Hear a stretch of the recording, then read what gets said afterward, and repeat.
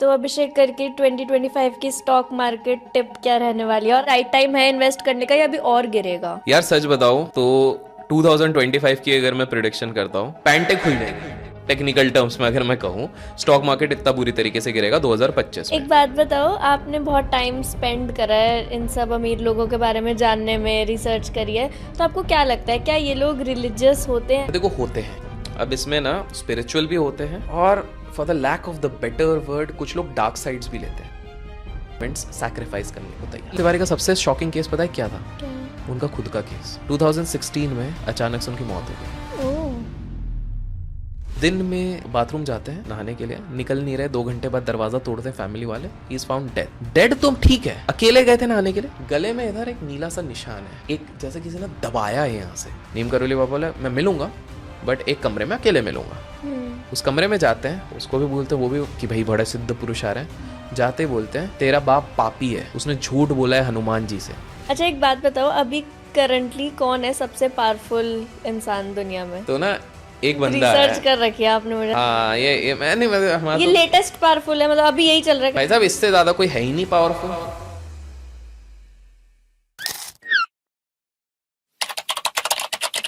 अगर हम लोगों को ज्यादा चैलेंज करते हैं तो वो ऑफेंड हो जाते हैं, कम करते हैं तो वो हमें भूल जाते हैं, याद ही नहीं रखते। बट आपको पता है कि लोगों को कैसे सही मात्रा में चैलेंज करना है। ओके तो ये समझ नहीं है कॉम्प्लीमेंट है कि क्या है, बट ठीक है। तो ये हमारा आज के गेस्ट, जिनको लोगों को सही मात्रा में चैलेंज करना आता है, इसलिए पूरे सोशल मीडिया पे एकदम वायरल है। थैंक यू सो मच रिया, वापस बुलाने के लिए। फर्स्ट पार्ट नहीं देखा तो जाके देख लो। हाँ, मिलियन क्रॉस कर चुका है। बट चलो स्टार्ट करते हैं। बिल्कुल। सो आप मुझे बताओ, अभी स्टॉक मार्केट इतना क्यों गिर रहा है? ये तो इतना प्रिडिक्टेबल भी नहीं था जो अभी हो रहा है, और सब एकदम घबराए हुए हैं कि अब दोबारा से कब हमें रेस देखने को मिलेगा। प्लस क्या अभी राइट टाइम है इन्वेस्ट करने का या अभी और गिरेगा? यार सच बताओ तो 2025 की अगर मैं प्रिडिक्शन करता हूँ, लोगों की हालत टाइट हो जाएगी स्टॉक मार्केट में। बेसिकली अभी तक जिस तरह का फॉल उनने सोचा भी नहीं होगा उस तरह का फॉल होगा। अच्छा। हाँ मतलब लोगों की पैंटें खुल जाएंगी। टेक्निकल टर्म्स में अगर मैं कहूँ, स्टॉक मार्केट इतना बुरी तरीके से गिरेगा 2025 में। अब आप लोग पूछोगे क्यों, ऐसा क्यों होगा, पहले वो समझते हैं। बहुत सिंपल सा कॉमन सेंस हम इस चीज पे लगाते हैं कि रिया, अगर हम देखते हैं 2020 के पहले total number of demat account जो रहते थे वो 4-5 करोड़ के आसपास थे। अभी हम देखते हैं 17 करोड़ हो रहे हैं, 17 करोड़। तो ये बेसिकली ऑब्वियस सी बात है कि ये अचानक से 2020 से 2024 में जो इन्वेस्टर अवेयरनेस बढ़ा है because of influencers and everybody, तो कहीं ना कहीं न्यू टाइम इन्वेस्टर्स हैं। तो ये न्यू टाइम इन्वेस्टर्स ने देखा ही नहीं है बेयर फेज क्या होता है। बेयर मतलब जब मार्केट बहुत टाइम तक नीचे रहता है, कंसोलिडेट करता है और कुछ रिटर्न्स नहीं देता है। अभी तक इन लोगों ने वही देखा है कि भाई कहीं पर भी मतलब आलू डालो सोना निकलेगा, बस वही देखा है 2020 से 2024। तो पहली चीज क्या होती है कि ये लोग तब तक नहीं डरते, ये जो नया इन्वेस्टर होता है ये तब तक नहीं डरता जब तक 2% 3% मार्केट गिरता है। जैसे ही 6% गिरता है वो सारे इन्फ्लुएंसर्स को डीएम करता है।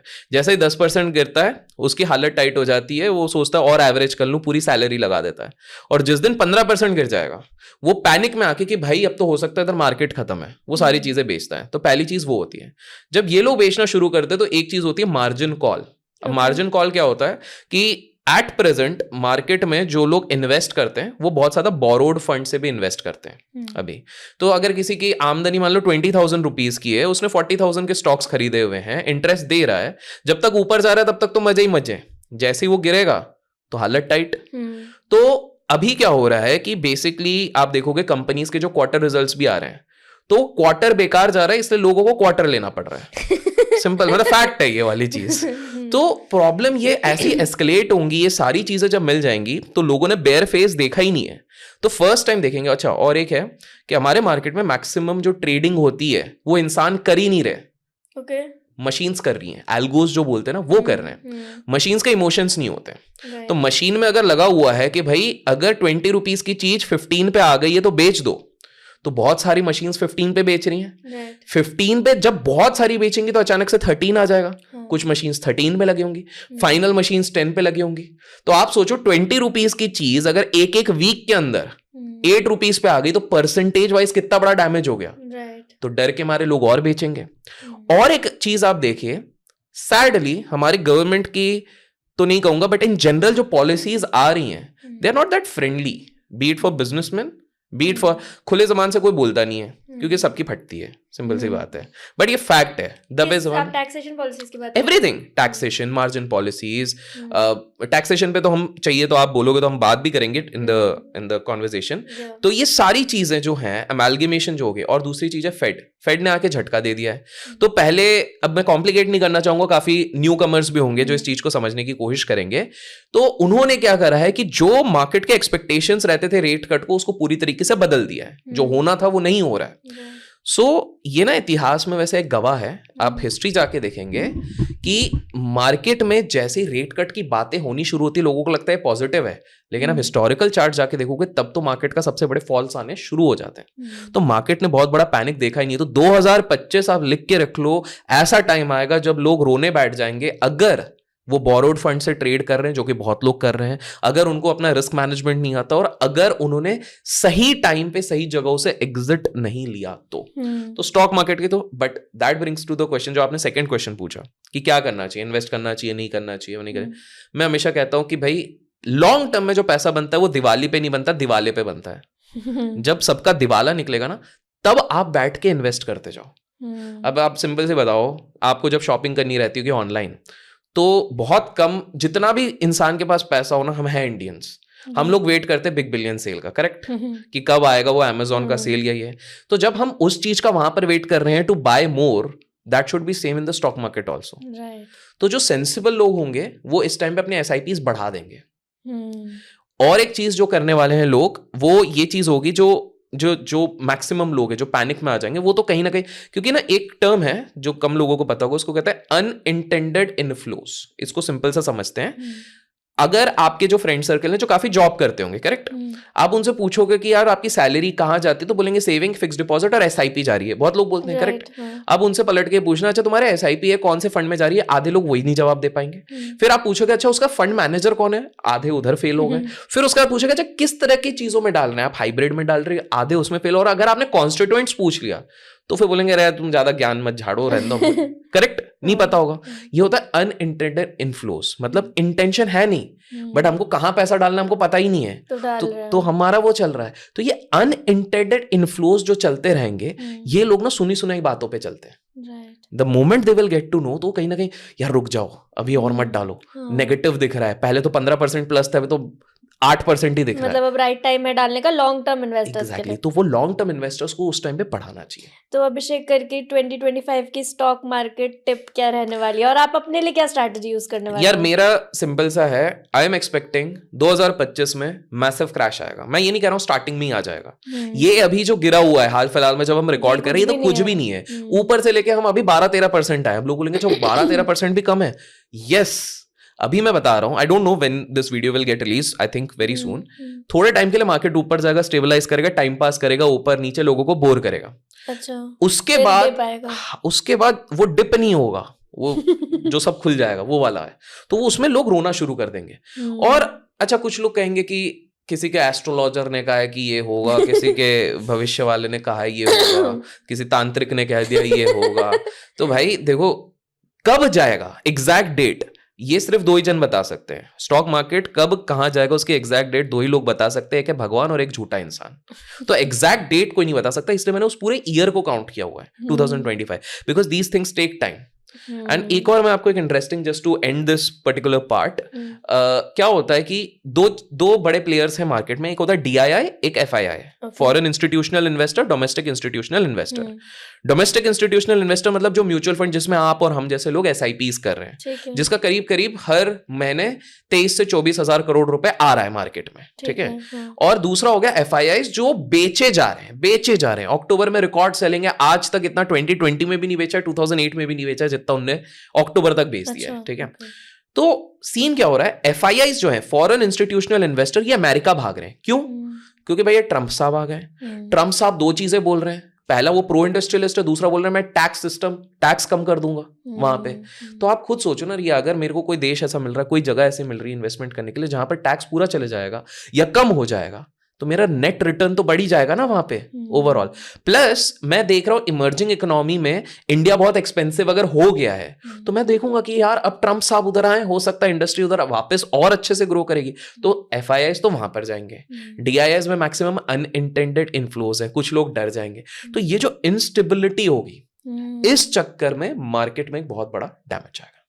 आपने ट्रम्प की बात करी तो it comes to crypto now कि क्रिप्टो जी क्रिप्टो मार्केट में क्या हो रहा है। और अच्छा, आप बहुत सारे स्टॉक मार्केट के लोगों की बात करते हो, बहुत सारे स्कैम्स की बात करते हो, हिडन लोगों की, तो क्रिप्टो का कोई ऐसा बहुत बड़ा इंसान बताओ। अभी ना एक रीसेंट केस हुआ है क्रिप्टो का। एक बंदा है, नाम है सू है, ये चाइनीज जापानीज के नाम थोड़े अजीब ही रहते हैं। ठीक है। तो वो सू बंदा ना एक एरो कैपिटल करके हेज फंड चलाता है। हेज फंड मतलब जो अरबों की संपत्ति में खेलते हैं, बड़े बड़े क्लाइंट्स के पैसे लेते हैं। आप जान के हैरान हो जाओगे, उस बंदे ने $3 बिलियन मतलब करीब करीब 24,000 करोड़ रुपए बनाए नहीं, उड़ा दिए। अच्छा, अब ये बड़ा इंटरेस्टिंग सी चीज है क्रिप्टो में। अच्छा। सो बेसिकली क्या था, ये सू नाम का एक बंदा था जिसने 24,000 करोड़ रुपए जो क्रिप्टो में उड़ा दिए। तो ये व्यक्ति क्या कर रहा था, जब इसने देखा क्रिप्टो मार्केट बहुत अच्छा चल रहा है तो उन्होंने बहुत अलग अलग जगहों से पैसा लिया। पेंशन फंड्स होते हैं बाहर, आप जैसे बाहर रुके भी हो तो आपको पता है बाहर बहुत बड़े बड़े पेंशन फंड्स होते हैं। पेंशन फंड्स हो गए, इनफैक्ट आपको पता होगा यूनिवर्सिटीज भी काफी इन्वेस्ट करती हैं थ्रू डिफरेंट वेज। तो इस तरह के ना काफी बड़े बड़े लोगों ने उनके साथ इन्वेस्ट किया हुआ था, क्योंकि वो बोल रहे थे ट्रैक रिकॉर्ड अच्छा है। अच्छा। ये ना बहुत बोरो करने लग गए थे, लेवरेज बहुत उठाने लग गए थे, पैसा बहुत मार्केट से उठा रहे थे। जब तक अच्छा चल रहा था तब तक वाहवाही हो रही थी, वाहवाही हो रही थी। 2022 में एक क्रिप्टो कॉइन था लूना करके, अब वो ना बुरी तरीके से क्रैश हो गया। अब इस टाइम पे इनके पास ऑलमोस्ट XX का एक्सपोजर था। मतलब इसको ऐसा समझो, जेब में 50 रुपए थे लेकिन ने 100 रुपए के लूना लेके रखे थे। Example simplified. तो अब जस्ट इमेजिन करो, 50 रुपए आपके जेब में है, 100 रुपए का आपने लिया है, मतलब वो अगर 100 रुपए वाली चीज 50% भी डाउन गई तो आप तो वाइप ऑफ हो गए। और लूना पूरा यही हुआ था। तो उनका ऑलमोस्ट $500 मिलियन का तो वहां पर इन्वेस्टमेंट था, वो गया। उसके बाद आप याद करो कि बिटकॉइन और इथेरियम अब जाके चलना शुरू हुए लास्ट कुछ मंथ्स में। इसके पहले यहां पर भी बहुत बड़ा डिप था, उसमें भी उनके लेवरेज पोजीशन थे। ये सब कर करके उन्होंने करीब करीब 24,000 करोड़ का नुकसान कर दिया, सारे क्लाइंट्स गए। बट ये भी बड़े शाणे, as usual like any other scamster, जैसे इनको लगा कि भाई अब तो मेरे को धर लेंगे, और बाहर के लोग तो इतने स्ट्रिक्ट हैं, ये निकल गए बिना बताए, गायब। अच्छा। हाँ, तो लोग ट्रेस नहीं कर पा रहे, कुछ को लगा दुबई गए होंगे, ये हो गए होंगे। एक बार क्या हो गया, बड़े जोश में जा रहे थे भैया, ट्रिप मार रहे थे सिंगापुर से, वहां पर क्योंकि हर जगह तो ये इशू था। अच्छा, अब मैं बता दूं, ये व्यक्ति जिसने 24,000 करोड़ रुपए उड़वा दिए, ये रुक रहा था एक मैंशन में जिसका कॉस्ट था 600 करोड़ रुपए। ठीक है। अच्छा। हाँ, ये खुद का मैंशन में रुक रहा था। He had Bugatti and the best of the best cars, मस्त रॉयल लाइफ जी रहे थे, ये सब उड़ाने के बाद भी, बिकॉज इन्वेस्टर का पैसा लेके तो बढ़िया, ये तो अपना ऐश कर रहे हैं। तो फिर ये सिंगापुर से एक फ्लाइट पकड़ रहे थे, ऑलरेडी फतवा जारी था कि भाई पकड़ लो, जहां पर मिले वहां पर इनको अरेस्ट किया गया। आपने टैक्स की बात करी, तो वैसे तो टैक्स ठीक है, टैक्स हर सिटीजन की रिस्पांसिबिलिटी। टैक्स पे हंसती सिर्फ एक ही महिला है, ये दूसरी महिला है जो हंस रही है, बट ठीक है। वो कौन है वो आप कमेंट्स में बताओ। टैक्स वैसे तो हर सिटीजन की रिस्पांसिबिलिटी होती है, बट आपको नहीं लगता कि, मतलब आपका क्या ओपिनियन है? ये सेफ खेल गई, ये सेफ खेल गई। देखो, मैं इसको थोड़ा प्रेम पूर्वक समझाना चाहूंगा। हमारे देश का टैक्स सिस्टम वाहियात है, इससे बहुत लोग ऑफेंड हो गए हैं ऑलरेडी, बट इसको मैं प्रूव करता हूँ कैसे।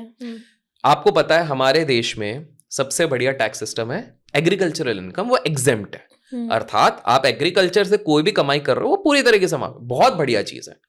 बट आपको जान के हैरानी होगी कि हमारे देश के टॉप सिर्फ 0.5% फार्मर्स जिनकी फाइलिंग हो रही है, 0.5% को आप टैक्स कर दोगे तो आपके पास 50,000 करोड़ का टैक्स इनकम आएगा।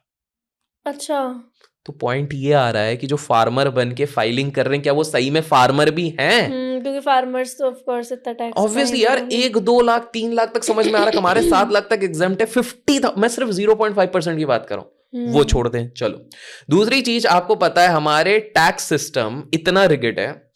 हम बात करते हैं हमारे देश के अरबपतियों की, कि भाई इतना, ये इतने करोड़ों की शादियां हो रही हैं भाई, पता नहीं किसकी हो रही है बट हो तो रही हैं, ठीक है। शादियां हो रही हैं, बड़े बड़े बंगले, जेट यॉट, तो टेक्निकली इनको हाईएस्ट टैक्स पेयर होना चाहिए, बट ये नहीं। Bollywood stars highest tax payer कैसे हो रहे हैं, कभी सोचा है? टेक्निकली आप डिफरेंस देखो ना, बॉलीवुड का कोई स्टार जो साल का मान लो 400 करोड़ कमा रहा है, that person becomes the highest tax payer versus, चलो 400 करोड़ तो कम बोल रहा हूं, 1000 करोड़ जो कमा रहा है वो हाईएस्ट टैक्स पेयर, वर्सेस जो साल का दिखा रहे हैं कि हमारा 20,000 करोड़ 40,000 करोड़ कमा रहे हैं। ये कैसे, कहां जा रहा है? इतना इफेक्टिव टैक्स मैनेजमेंट कैसे हो रहा है? ये समझ में नहीं आ रहा। चलो वो भी छोड़ो, हमारे देश का अगर आप देखो, अगर आप टोटल देखो 146 करोड़ की आबादी है, 146 करोड़ की आबादी में से ऑलमोस्ट आपका 20% 20 to 30% की टैक्स फाइलिंग हो रही है। उसमें से आप पूरा नेट निकालते हो तो only 1.6% are actually paying taxes.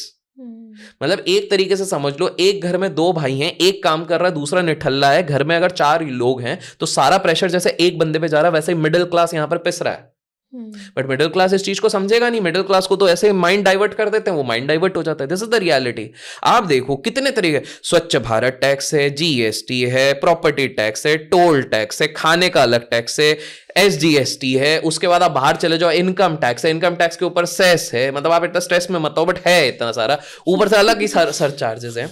अब कुछ लोग बोलेंगे भाई तुम बाहर जाओ ना, तो क्या, ब्रिक्स नेशन में सबसे ज्यादा टैक्स हमारा, ठीक है, पहला पॉइंट, ब्रिक्स नेशन में सबसे ज्यादा है। बट आप बोलोगे अरे नहीं, लेकिन आप देखो यूएस में इतना है, यूएस की फैसिलिटी भी तो देखो। आपको मैं एक चीज बताऊं कि अगर बाहर जाके आप, वो बंदा टैक्स भी भर रहा है ना, उसको पब्लिक ट्रांसपोर्ट में जाने में सेफ्टी है, वो आराम से बैठ के जा सकता है। हमारे मुंबई की लोकल में आप चढ़ के देखो, पहली बात, दादर फास्ट लोकल शाम की 7 बजे अगर आप चढ़ जाते हो, 6-7 बजे वर्किंग डे पे, आप दुनिया की कोई भी ट्रेन चढ़ सकते हो दादर से, अगर आप फास्ट पकड़ते हो। वहां पर आप सोचो पब्लिक ट्रांसपोर्ट में क्या रहता है, आपकी आधी बॉडी अंदर आधी बाहर, उतने में ट्रेन चल जाती है। जब तक आप अंदर जाते हो आपने 150 आर्म पिट सूंघ लिए होते हैं। ये सीन होता है, ज़ॉम्बी जैसा सब अटके पड़े। ये हमारे इधर के पब्लिक ट्रांसपोर्ट है। वहां पर आप आराम से खाली भी जाएगी, प्रॉपर जाएगी। आप गए हो बाहर, आपने देखा होगा, पीपल आर वेरी कंफर्टेबल। मैं दुबई गई थी, वहां पर तो लोग ऐसे थे कि हम तो, हमारा जो बिजनेस है उसका कोई रिकॉर्ड भी मेंटेन नहीं करते, क्योंकि किसी को टैक्स देना ही नहीं, जो आ रहा है दुबई तो जेब में आ रहा है। एग्जैक्टली। तो आप ये देखो कि वहां पर फैसिलिटी कितनी दी जा रही है। इतने इन्फ्लुएंसर्स भी दुबई मूव कर रहे हैं, इतने एंटरप्रेन्योर्स। यार देखो, इन्फ्लुएंसर सबसे ज्यादा दुबई इसलिए मूव कर रहे हैं क्योंकि भैया टैक्स सबसे ज्यादा सेव हो रहा है वहां पर, ईज ऑफ डूइंग बिजनेस है वहां पर, इतने कंप्लायंसेस नहीं है, इतनी सारी चीजें नहीं है, वो इनवाइट कर रहे हैं, वेलकम कर रहे हैं दुबई। और दुबई इसलिए, इवन सिंगापुर की बात करो, इफेक्टिव टैक्स 17.5% का है, effective tax, which is really good. तभी तो सबसे ज्यादा मल्टीनेशनल कंपनीज वहीं पर जा रही हैं, अपना हब बना रही हैं। तो सीन क्या हो रहा है रिया, हमारे देश में मिडिल क्लास पिस रहा है, वो आगे भी पिसेगा। अच्छा, बट ये क्यों है ऐसा? यार देखो, सिंपल सी, जैसे मैंने बताया, ओनली 1.6% इज पेइंग टैक्स, तो कहीं ना कहीं ये चीज हो रही है।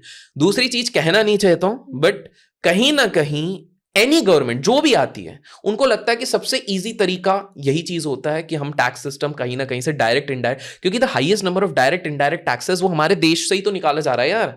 हमारे इसमें सिर्फ डायरेक्ट टैक्स, इनकम टैक्स थोड़ी हो रहा है, इनडायरेक्ट टैक्सेस। आप यहां से लेके अभी रेस्टोरेंट जाओगे, फॉर एग्जाम्पल, आपको जान के हैरानी होगी, पेट्रोल और डीजल जो हम भर रहे हैं, उसमें जो पैसा हम देते हैं, उसका 55% तो टैक्स ही होता है। अच्छा। 55% हमारे देश में हम सिर्फ टैक्स भर रहे हैं। मतलब सोचो, अगर उतना टैक्स नहीं होता तो हमको पेट्रोल और डीजल कितने का आता। तो ये पॉइंट समझिए। दूसरी चीज क्या हो रही है कि कहीं ना कहीं, I don't know, it could be corruption, it could be multiple layers. जो हम बोल रहे हैं कि 4,000 का पेट्रोल भरो, वो पेट्रोल 4,000 का है ही नहीं। आपका 2,000 का पेट्रोल होता है, वो बाकी सब टैक्स जा रहा है। तो उस केस में क्या होता है, वो पेट्रोल पंप वाला भी कुछ नहीं कर सकता, क्योंकि उसको तो भरना ही पड़ेगा कुछ भी करके।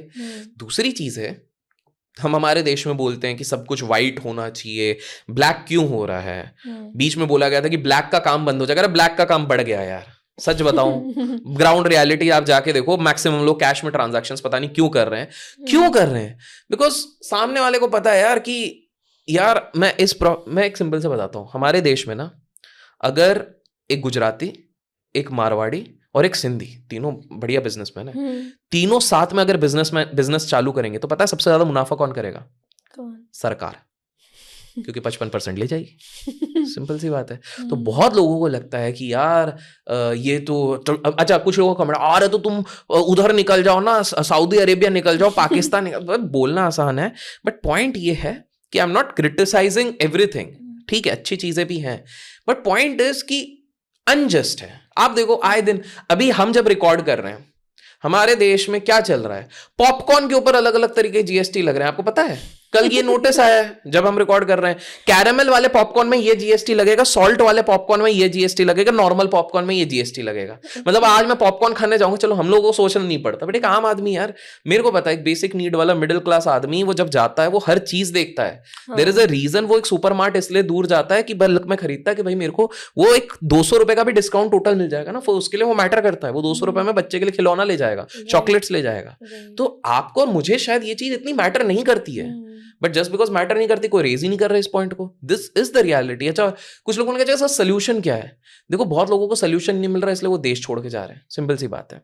अच्छा, आप ये बताओ, सारे अमीर लोग कहाँ जा रहे हैं? कौन सी वो सीक्रेट जगह है जहाँ पर ये सब लोग जा रहे हैं? सीधे मुद्दे के पूछती हैं ये। आपको क्या लग रहा है, पहले आप बताओ। मुझे तो दुबई लग रहा है। दुबई लग रहा है ना, बहुतों को हाँ। दुबई लग रहा है। दुबई नहीं जा रहे अब। अच्छा। दुबई नॉर्मल लोग जा रहे हैं। तो इन्फ्लुएंसर लोग नॉर्मल लोग होते हैं यार, क्या है मतलब 10-20 करोड़ कमाने वाले तो नॉर्मल लोग हैं, नॉर्मल ठीक है, है। सही बात है, वैसे नॉर्मल होता मैं है। बताता हूँ, वो जा रहे हैं मलेशिया। अच्छा। हाँ, उसका रीजन है, देखो मलेशिया में जो एक्सटर्नल इनकम है एट प्रेजेंट 2036 तक 2036 तक 0% टैक्स है उस पे, पहला ओके। चीज। दूसरी चीज है वहां पर देखिए क्या होता है, जाने को आप चाइना जाओ, हांगकांग जाओ कि भाई डेवलप्ड है, सब कुछ है, लैंग्वेज बैरियर आ जाता है। यहाँ पे 56% लोग इंग्लिश बोल रहे हैं, तो that is a very comfortable zone. ठीक है। दूसरी चीज। तीसरी चीज है, अगर आप देखोगे it's connectivity with the south Asian countries. तो हमारे देश की अगर बात करो तो कनेक्टिविटी बहुत अच्छी हो रही है मलेशिया के साथ। 1 आवर से लेके 6 आवर्स के बीच में सारी चीजें कनेक्टेड है, तो आज अगर किसी को मीटिंग करनी, इमीडिएटली जा सकते हैं। नेक्स्ट चीज है, आप इंटरनल इफेक्टिव टैक्स भी नेट लोगे तो वो 24% पे कैप्ड है, 24% पे। तो सामने वाले को पता है मैं 1 करोड़ कमाऊं, 100 करोड़ कमाऊं, 5,000 करोड़ कमाऊं, ये है। डिजिटल नोमैड जोन है, 5G का एक्सेसिबिलिटी है। आज के टाइम पे इंटरनेट एरा पे मैक्सिमम काम आपका एक जगह पे बैठ के विद इंटरनेट हो जाता है, maximum, until unless you are not into logistics, manufacturing. तो बहुत लोग रिलैक्स होके कि भैया एनवायरनमेंट भी अच्छा है, घूमने वाली फीलिंग भी आती है और आराम से काम हो जाता है। इन टर्म्स ऑफ लाइफस्टाइल जो है, in terms of lifestyle expenses related to other countries like Singapore, वो कम है। इवन दुबई से रिलेटिवली कम है। दुबई तो बहुत महंगा है, इसलिए दुबई और सिंगापुर से वहां पर रिलेटिवली कम है।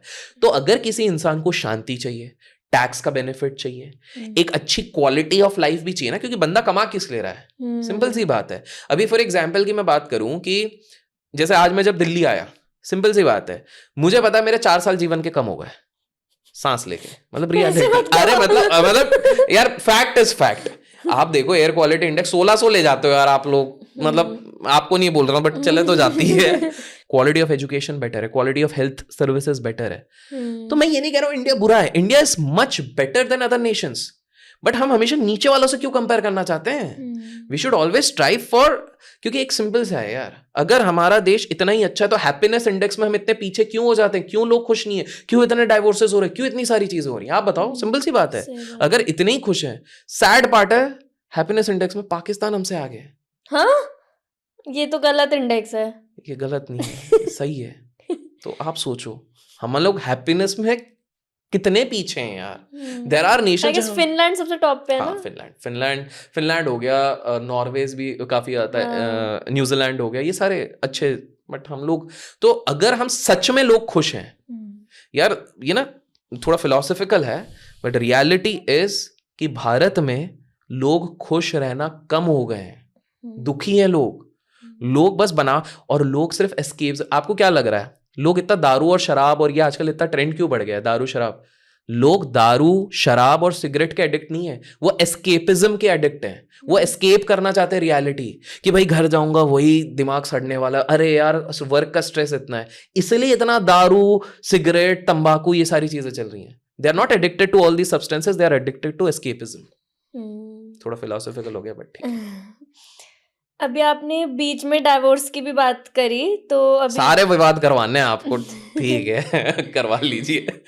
Let's touch a little sensitive topic, जैसे अभी अतुल सुभाष का भी केस हुआ, तो आपका क्या, बीइंग अ मेल, आपका क्या ओपिनियन है? बिकॉज सी अभी जैसे अतुल सुभाष का केस हुआ, इसमें आई कैन सी कि हाँ लोग सोशल मीडिया पे तो बहुत बोल रहे हैं, but there are no candle marches, ऐसा तो कुछ नहीं है। तो आपको क्या लगता है इसके बारे में, आपका क्या ओपिनियन है? Before I come to Atul's case, एक और अभी हाल फिलहाल में हुआ, थैंक्स कुछ लोग सेंसिबल हैं हाई कोर्ट में। एक युवती होती है, लड़की होती है, डाइवोर्स की फाइलिंग चल रही है, डाइवोर्स का केस चल रहा है, वो क्या बोलती है जज को कि यार मेरे को अपने मंथली मेंटेनेंस के लिए 6 लाख रुपए चाहिए। वो तो जज सेंसिबल थी, उन्होंने सीधे कहा कि रेस्पेक्टिव ऑफ तुम्हारा पति 2 करोड़ कमाए, 10 करोड़ कमाए, 25 करोड़ कमाए, 6 लाख रुपए एक लड़की को अपने मेंटेनेंस के लिए चाहिए, व्हाट आर यू सेइंग? मैं नहीं मानती इस चीज को। बीइंग ए विमेन उन्होंने ये चीज एक्सेप्ट करी, दैट इज इंटरेस्टिंग। बट वहीं पे सैड अफेयर अतुल का केस चल रहा था अभी हाल फिलहाल में, न्यूज चैनल पे एक लड़की आती है, फेमिनिज्म का झंडा भी लेना है, बट फेक फेमिनिज्म क्यों ले रहे? वो बोल रहे अरे जब इतना ही प्रॉब्लम था, अतुल को इतना पैसा कमा रहा था, तो वो साइकेट्रिस्ट के पास क्यों नहीं चले गया? Is this a right statement? Now let's understand. और बहुत लोगों को शायद पता नहीं होगा, जिस डिटेल में मैं हल्के पुल्के कुछ इंस्टेंस बताऊंगा अतुल के केस में, and then you will relate what exactly happened. अक्टूबर 2024 को अतुल अपना पूरा लेटर और सारी चीजें लिखता है, डॉक्यूमेंट्स लिखता है, जिसको भी डिलीट करने की कोशिश की गई थी। अच्छा। बट सारा बैकअप ले लिया गया है, तो इट्स नॉट पॉसिबल। उसमें आप सोचो वो व्यक्ति लास्ट स्टेटमेंट अतुल क्या लिखता है, मतलब आप सोचो कितना डीपली हर्ट हुआ होगा वो बंदा। वो लास्ट स्टेटमेंट ये लिखता है कि यार मेरे को अगर जस्टिस नहीं मिला ना, तो एक काम करना, मेरी अस्थियां बहाना मत, जो हाईकोर्ट के पास में गटर है उसमें बहा देना। That is the first statement. Second, वो ये कहते हैं कि यार कुछ भी करना, मेरी चिता के आसपास भी मेरी बीवी उसके घर वालों को आने मत देना। The amount of disgust by the time he had developed for this thing. But पता है अतुल ऐसा कभी था ही नहीं। आप सोचो हमारे देश का संविधान, जस्टिस तो मिलना चाहिए मेरे हिसाब से, बट क्या स्थिति होगी? अतुल की जब शादी हुई मैट्रिमोनियल साइड से, he was the soul earner, जो बहुत अच्छे से पढ़ने में अच्छा, AI में बहुत एक्सपर्ट था, सब कुछ करा। तो घर वालों का वही है, शादी कब करोगे, शादी कब करोगे, करनी पड़ेगी। 29 हो गए थे, 28 29। तो मैट्रिमोनियल साइट पे गए, वहाँ पर लड़की मिली, यही निकिता आई थिंक सो उनका नाम है। तो उनसे बात हुई, तो इंट्रोवर्ट लगी। तो उन्होंने खुद ने ही कन्फेस किया कि मुझे लगा it is a sign of maturity कि लड़की ज़्यादा बोल नहीं रही है। लिटिल डिड आई नो कि भाई ये मुझसे छुपाया जा रही हैं चीज़ें, इसी चक्कर में। आप सोचो शादी का पहली बार जब शादी हो गई, उसके बाद आप हनीमून जा रहे हो, आप अच्छे थॉट्स के साथ जा रहे हो। पहला स्टेटमेंट उनकी वाइफ उनको क्या बोलती है? यार मेरे को तो शादी करनी ही नहीं थी, घर वालों ने ज़बरदस्ती करा दी। जस्ट इमेजिन, वो बंदा फिर भी पॉजिटिव, ठीक है, जैसे तैसे बात हुई, एंड आगे चल के कुछ समय बाद कंसीव हुआ बच्चा। जब बच्चा होने वाला रहता है, यूजुअली माँ और माँ की माँ यूजुअली बहुत टेक केयर करती है, बेटी संभल के रहना, because she has gone through all दो स्टेजेस। अच्छा खाना, अच्छा देखना, वो कोई केयर नहीं करी, एज इफ ये बच्चा तो फॉर ग्रांटेड है कि ये किसी प्लानिंग का ही हिस्सा है, इस तरह से कि भाई कुछ चाहिए। तो बिल्कुल नहीं।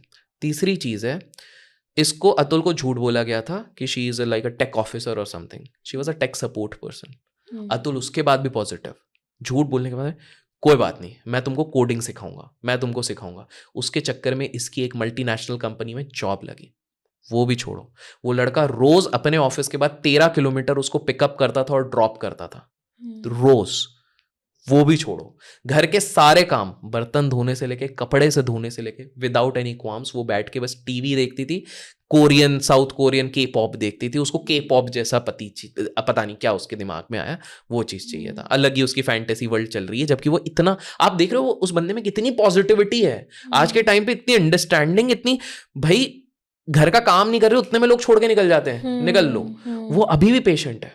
पेशेंस की हद तब क्रॉस होने लग गई, मतलब उस बंदे ने तो भी बहुत पेशेंस रखा। स्पेसिफिकली अराउंड कोविड, बंदी बच्चे को उठा के सारे गहने, घर का सारा मेन वैल्यूबल्स लेके निकल जाती है। एंड देन फिर मम्मी के साथ और भाई के साथ प्लानिंग प्लॉटिंग चालू होती है। इस पे एलिगेशंस लगते हैं। पहला एलिगेशन लगा देते हैं कि ये बहुत, मतलब मेरे को मारता पीटता है, ये वो है। Atul proves in the court, सारे डॉक्यूमेंटेशन के साथ, सही निकल गए। फिर सोचते हैं नहीं दूसरे केस लगाने पड़ेंगे, एक एक करके 8 से 9 केसेस लगाते गए। लड़कियों के साथ सोता है, ये करता है, वो करता है। अतुल ने कभी भी, अतुल को पहले एक ऑप्शन मिला, एक बंदे ने बोला 2 लाख रुपए तो मैं सारा सेटल कर दूंगा। Atul believed in the justice of India. उसने बोला कि नहीं, मेरे को जुडिशियल सिस्टम में विश्वास है, मैं 2 लाख रुपए नहीं दूंगा, मैं लड़ूंगा। एक MNC कंपनी में काम करने वाले व्यक्ति को साल के 28 दिन 28 डेज पेड लीव्स मिलती हैं। जानबूझ के ये सारे कोर्ट केसेस कहां पे हो रहे थे, इसको जाना पड़ रहा था जौनपुर। बैंगलोर से जौनपुर का कोई फ्लाइट नहीं है, पहले वाराणसी जाओ, वाराणसी से फिर आपको जौनपुर जाना है ट्रेन पे। उसके करीब 80 दिन ऐसे ही जा रहे हैं। प्रोफेशनल हैम्परिंग भी अलग से हो रही है, अलग से वो 40,000 रुपए दे भी रहा है।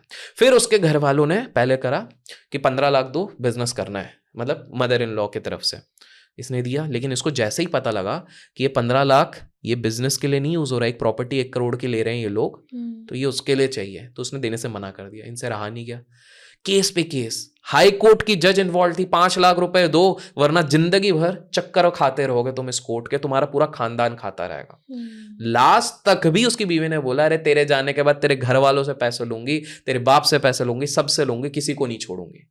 That was a text he had actually put and finally he had to take that decision. इसलिए उसने पूरा वो लेटर लिखा, उसने अपने बेटे के लिए एक मिस्ट्री गिफ्ट, अब वो जस्ट इमेजिन, जिसमें वो सारे कल्प्रिट्स, और इंटरेस्टिंगली उसने जब कल्प्रिट्स के नाम लिखे कि ये 5 लोग हैं, टॉप पे बीवी का नाम नहीं, वो हाई कोर्ट की जज है, क्योंकि उसको हमारे देश के जस्टिस सिस्टम पे इतना ज्यादा बिलीव था कि विदाउट करप्शन, विदाउट ब्राइबरी मैं ये केस जीतूंगा, क्योंकि मैं सच्चा इंसान हूं। क्योंकि जुडिशरी को तो वैसे भी हम एकदम स्टैंड अलोन बॉडी मानते हैं ना, एब्सोल्युटली। और यार जस्टिस वहां से नहीं मिलेगा तो कहां से मिलेगा? हम थोड़ी मूवी वाले हैं पुष्पा या कुछ है कि जा काट पीट दिया, जस्टिस वहीं से मिलेगा। अभी जैसे हम लड़कियों की बात कर रहे थे यहाँ पे, तो आप हमेशा ऐसे बिलियनियर्स मिलियनियर्स की बात करते हो, but most of them are men, तो आप मेरे को ऐसे कोई फीमेल बिलियनियर की स्टोरी बताओ। देखो मैं मोस्टली बिलियनर्स की नेगेटिव डार्क साइड बताता हूँ, तो मैं इधर डार्क साइड 2 की बताता हूँ। डार्क साइड, हाँ डार्क साइड सुननी है हमें। हाँ, we expect only dark sides. वैसे तो मेरे पास हैं बहुत सारे, 6-7 है, लेकिन लोगों ने अगर पार्ट 3 बोला और लाइक्स दिए तो फिर मैं उसमें बाकी स्टोरी सुनाऊंगा। अभी 1-2 इंटरेस्टिंग सुनाता हूँ, ठीक है? तो एक बंदी थी, बढ़िया, बड़े कॉलेज में पढ़ी है, बड़े कॉलेज, बड़े क्रेडेंशियल्स है, एलिजाबेथ होम्स नाम है उसका, ठीक है? तो बंदी ने बढ़िया काम वाम किया एंड उसने एक नया इन्वेंशन करा। उसने इन्वेंशन क्या किया कि एक ब्लड टेस्ट में 200 डिजीजेस इंक्लूडिंग कैंसर आपका पता चल जाए, एक ही ब्लड टेस्ट में, with in a few minutes. तो ये तो भाई रिवॉल्यूशनरी है भाई, इस तरह से चीज है। हर जगह हंगामा मच गया, ओ भाई साहब क्या बना रहे हैं, ये वो बना रहे हैं। बड़ी बड़ी मैगजीन्स ने ये छापा कि this is the upcoming startup, in fact startup of the year, सारी चीजें हो गई। उन्होंने फंडिंग भी उठाई। फंडिंग किससे उठाई पता है? ओरेकल के मालिक से उठा ली, ठीक है, बड़े बड़े लोगों से उठा ली। अब इंटरेस्टिंगली क्या हो गया कि इनका सब कुछ बढ़िया चल रहा था। 2015-16 के बीच में वॉल स्ट्रीट जर्नल ने एक चीज, उनने स्टिंग ऑपरेशन कर लिया और एक पब्लिश कर दिया कि ये तो फर्जी क्लेम कर रही है, ऐसा कुछ है ही नहीं, ऐसा हो ही नहीं सकता कि इनके एक ही ब्लड टेस्ट पे 200 चीजें का वो निकल रहा है। हर जगह हलचल चल गई। फिर लोगों ने ना सवाल उठाना शुरू किया कि इतनी बड़ी चीज, और ये ओरेकल के मालिक और भी बड़े बड़े बिलियनर्स ने इन्वेस्ट किया हुआ था, क्योंकि पता कैसे नहीं चला। Exactly, she had become the 7th richest person at one point of time, youngest 7th youngest billionaire बन गई थी फोर्ब्स लिस्ट के हिसाब से। तो शी इज वेरी स्मार्ट। उन्होंने बनाया एक biological product, bio related product. उन्होंने फंडिंग उठाई सारी टेक वालों से, मार्केटिंग ऐसी करी कि भाई ये रिवॉल्यूशनरी, ये है। टेक वालों ने ज्यादा ध्यान नहीं दिया तो उनको पता नहीं लगा। जब पहला इन्वेस्टर एक बार जुड़ गया बड़ा, तो उसके नाम पे और बाकी इन्वेस्टर जुड़ गए, एक एक करके सारे लोग जुड़ने लग गए। She was very good in articulation, बहुत अच्छे से वो अपना प्रेजेंटेशन देती थी, वहां पर आधे लोग कंफ्यूज हो जाते थे। तो एलिजाबेथ होम्स ने, सोचो, फोर्ब्स के कवर पे थी वो एक टाइम पे।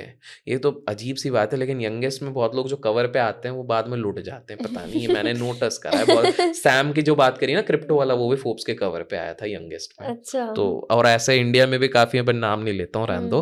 तो इस तरह से, तो ये एक एलिजाबेथ होम्स थी जिसने पूरी दुनिया को मामू बनाया और फिर खुद फंसी। एक और है, उसका नाम था एना, ठीक है? कोई इंडियन भी है?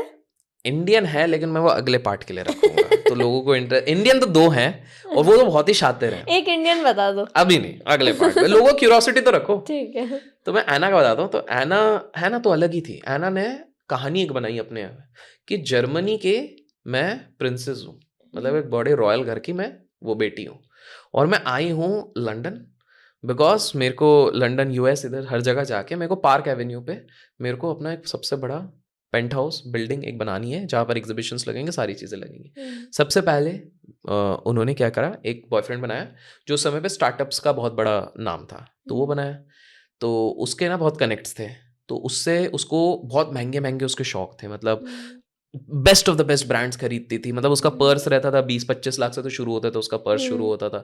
ड्रेसेस पहनती थी 20-20 लाख के, मतलब 1-1, 1.5 करोड़ के। तो उसका वार्डरोब मतलब नॉर्मल चलता था उसका, और ये वीकली वार्डरोब की बात कर रहा हूँ, चेंज हो रहा है ऐसा। तो उसने पहले बॉयफ्रेंड बनाया और एक फैशन डिजाइनर को बना लिया, उनके थ्रू उसने और कनेक्ट्स बनाए। इसने हर जगह ये माहौल बना दिया कि मैं तो यार जर्मनी के रॉयल फैमिली की बेटी हूँ, रॉयल फैमिली की बेटी हूँ। इसने ये पूरा जो प्रोसेस बनाया, एक मैं लोगों को रेकमेंड करूंगा, एक सीरीज भी है इन्वेंटिंग एना करके है। हाँ, this is the real story of Anna, that's on Prime पे या नेटफ्लिक्स पे कहीं पे तो है, तो वो आप चेकआउट करेगा। तो इस बंदी ने क्या करा, इसका फाइनल स्टेज ये था कि ये जो इसको पार्क एवेन्यू के पास एक जगह लेनी थी, इसके लिए इसने जो मेन बैंक का जो मैनेजर था उसको उसके साथ फ्लर्टिंग करके उसको आराम से प्रॉपर सेट कर लिया था कि भाई लोन सैंक्शन कर दो इस तरह से। बट उसी बीच में इन्वेस्टिगेशन चालू हो गई थी। कैसे? फॉर एग्जाम्पल वो जिस होटल में रहती थी उसमें हर दिन ना वेटरेस को $100 का बिल दे देती थी, इस तरह से मतलब आलिशान पैसा उड़ाती थी। एक बार होटल ने देखा भैया ये तो क्रेडिट कार्ड इसका काम ही नहीं कर रहा कोई सा भी, तो बोले यार, और होटल की हालत ख़राब हो गई कि भाई होटल पे ऑलमोस्ट $60,000 का वो लग गया है, ये कहाँ से निकालेंगे। उससे मांगा, उसने बड़ी नौटंकियाँ करी, बट उसने अपने एक बॉयफ्रेंड से दिलवा दिया। तो वो ना पैसा बहुत घुमाती थी। एक उसकी बेस्ट फ्रेंड बनी थी रेचल करके। रेचल एक बहुत बड़ी इन्वेस्टिगेटिव और फैशन मैगजीन में ही काम करती थी। तो एक जगह पे ट्रिप पे गए, पूरी ट्रिप हो गई, जब क्रेडिट कार्ड की बारी आई तो ये रोना धोना शुरू हो गया, अरे यार तुम नहीं जानते मैं किसकी बेटी हूँ, रेचल एक काम कर तू पैसे भर दे। अब रेचल बोले यार बिल $65,000 का हुआ है, मेरी तो एनुअल इनकम इतनी नहीं है। बट उसने कंपनी का क्रेडिट कार्ड चला दिया, बाद में रेचल से बात ही नहीं करी, गायब ही हो गई। जैसे दोस्त लोग होते हैं ना कि भाई तू अभी पैसे दे दे, मैं तेरे को बाद में देता हूँ या देती हूँ, और उसके बाद कभी दिखते नहीं है ना। तो वैसे ही वाले था। उसने पूरा ड्रामा रचा, बाद में फटा। अब इंटरेस्टिंगली इसका कोर्ट केस बड़ा वो हुआ था, इसका पूरा कोर्ट केस इंस्टाग्राम पे जाता था। अच्छा। क्योंकि इसने बोला था मैं कोर्ट में जाऊंगा तो मैं अच्छे दिखने चाहता, तो उसके कोर्ट की हियरिंग के लिए उसने फैशन डिजाइनर रखा था कि वो अलग अलग ड्रेस पहन के जाती थी। सोचो भैया, क्रिमिनल है बट स्टाइल टशन नहीं जाना चाहिए। तो वो हर दिन एक कोर्ट हियरिंग में वो गई नहीं, क्योंकि उसको ब्लैक गाउन पहनना था और उसको अच्छा वाला मिला नहीं था। उसने बोला तुम लोग मेरे को ढंग का फैशन सेंस नहीं है, तो मेरे को ढंग का फैशन वाला ला के दो। हाँ, फिर वो बड़ी चालू थी। उसका जब वीज़ा एक्सपायर होने वाला था तो वो असाइलम चले गई थी, पागल खाने चले गई थी, ये बोल के कि भाई इधर मैं बच जाऊंगी, इधर से जाना नहीं पड़ेगा। बट फिर फाइनली अरेस्ट हो गई थी। वो रेचल ने ही इसको करवाया था, फिर जेल वेल हुई थी। तो इस तरह से केसेस काफ़ी चलते हैं। इसने ऐसे कर करके ज़्यादा नहीं, कुछ 1500 करोड़ रुपए का चूना लगा दिया था सब लोगों को। हाँ, तो आप सोचो इस तरह से भी है। तो लड़कियां भी होती तो हैं थोड़ी शातिर होती हैं, बट हाँ पार्ट 3 अगर लिखा जाएगा तो मैं और इंटरेस्टिंग केसेस हैं जो मैं इंडियंस वाले डिस्कस करूंगा। एक बात बताओ, आपने बहुत टाइम स्पेंड करा है इन सब अमीर लोगों के बारे में जानने में, रिसर्च करी है, तो आपको क्या लगता है क्या ये लोग रिलीजियस होते हैं? और अगर होते हैं तो ये क्या किसी एक ही चीज में बिलीव करते हैं, इनके मिक्स्ड बिलीव्स हैं? या देखो होते हैं, अब इसमें ना स्पिरिचुअल भी होते हैं और for the lack of the better word कुछ लोग डार्क साइड्स भी लेते हैं। ओके। स्पिरिचुअलिटी का भी इस तरह से बहुत एक तगड़ा वो चीज़ रहता है। There is a reason, Steve Jobs जब उनका एप्पल बना भी नहीं था, वो भारत आते हैं, भारत आने के बाद नीम करोली बाबा के पास जाते हैं, नीम करोली बाबा के पास जाने के बाद ही उनको आइडिया आता है। ऋषिकेश फेमस क्यों हुआ? इट वाज इंटरनेशनली, बीटल्स करके एक बैंड थी, वो वहां पर आए थे, इसलिए वहां पर एक बीटल आश्रम है जो अभी अबैंडन्ड है। वो अबैंडन्ड इसलिए है क्योंकि बीटल्स आश्रम, जब बीटल्स लोग वहां पर रुकने लगे, एक आश्रम बना, वहां पे जो गुरुदेव थे वो उनको पूरे तरीके से सिखा रहे थे। लेकिन बीटल्स ग्रुप में एक लड़की थी, उन्हीं की एक पार्टनर थी, गर्लफ्रेंड थी, उसने एलिगेशन लगा दिया कि मेरे को मॉलेस्ट करने की कोशिश करी गुरुजी ने, पता नहीं क्यों, मे बी मीडिया पीआर या समथिंग, जिसके चक्कर में वो लोग छोड़ के चले गए और एक नेगेटिव पब्लिसिटी फॉर टाइमिंग हुई। लेकिन इंटरेस्टिंगली 15 साल बाद बीटल्स वालों ने खुद ने बोला कि वो झूठा एलिगेशन था शायद।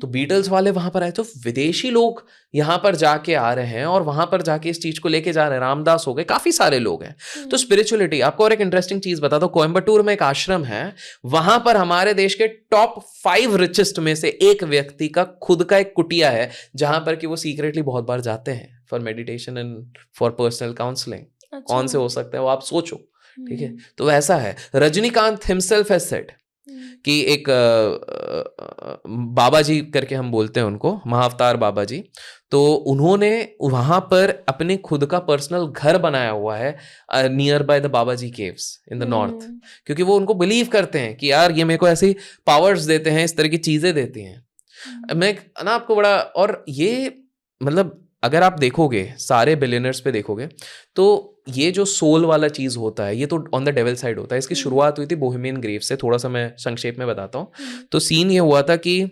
1700 से ये चीज चल रही है, अभी तो बहुत प्रोमिनेंट है। जुलाई में 2000 लोग एक जंगल के बीच में, सारे बड़े बड़े लोग मिलते हैं एक जंगल के बीच में, which is well guarded, military type के उसमें वो रहते हैं, ये सारी चीजें रहती हैं।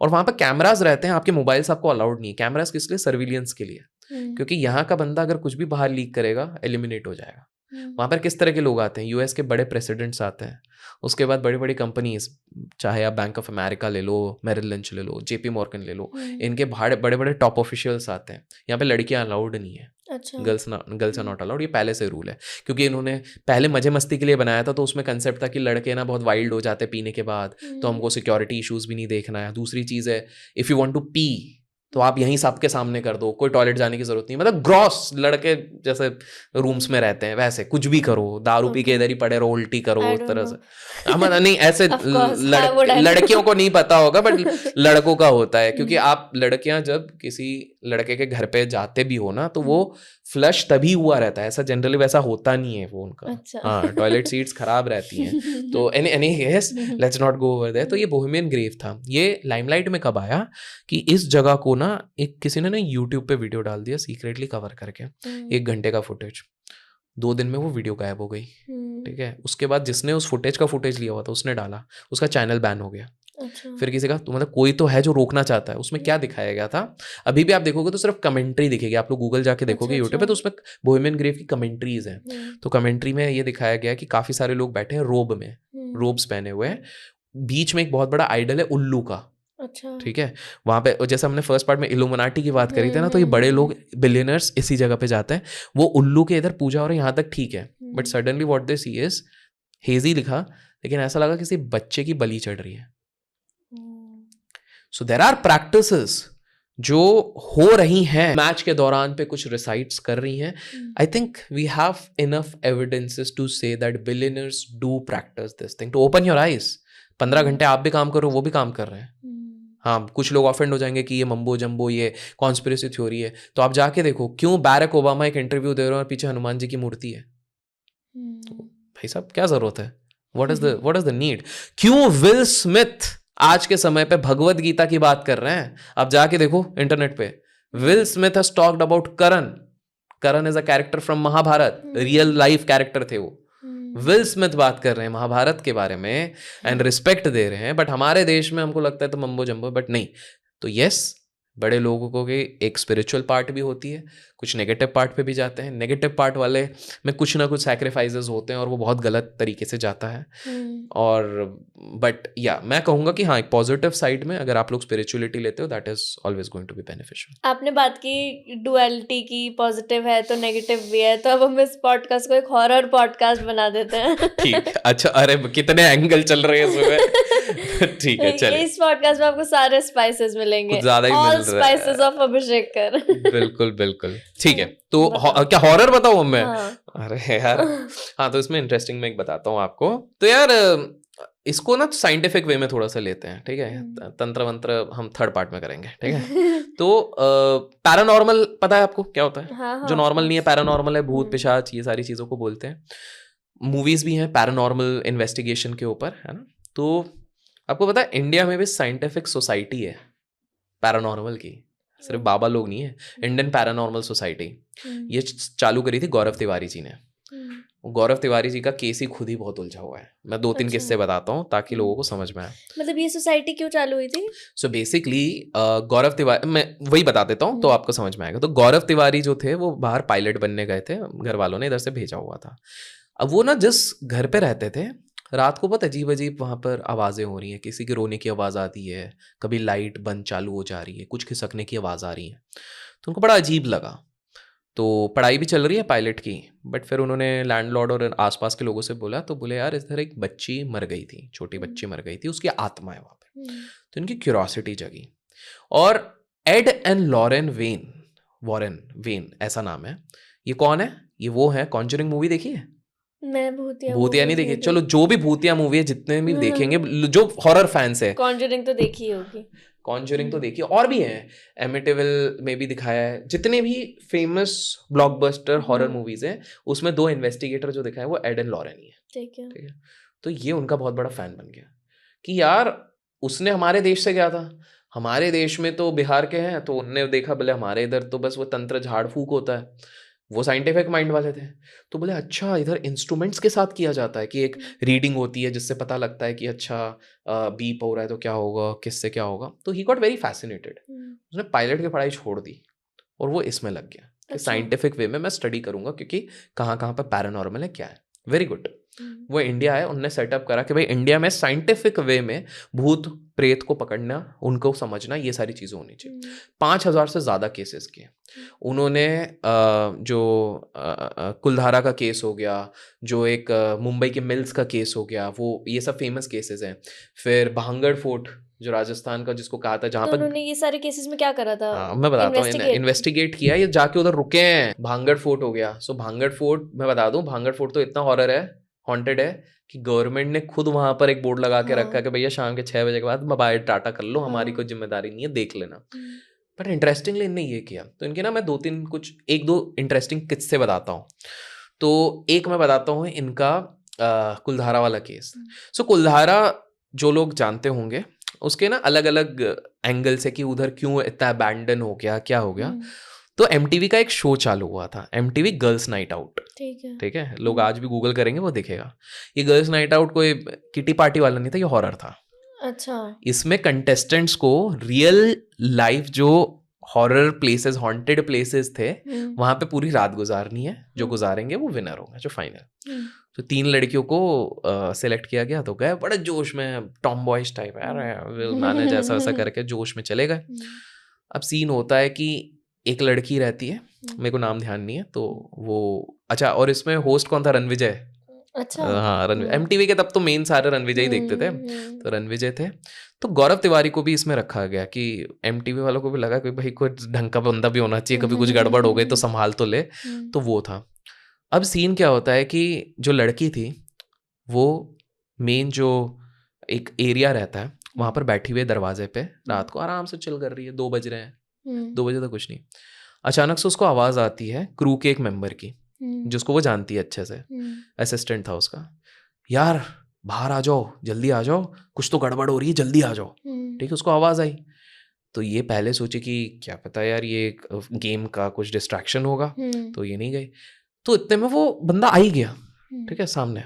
तो बोले नहीं नहीं चलो चलो जल्दी चलो यार, वो कुछ गड़बड़ हो रही है, फटाफट चलो। बोले ठीक है। अब वो चली, बोले यार मेरे को फॉलो करो, मैं चलती हूँ।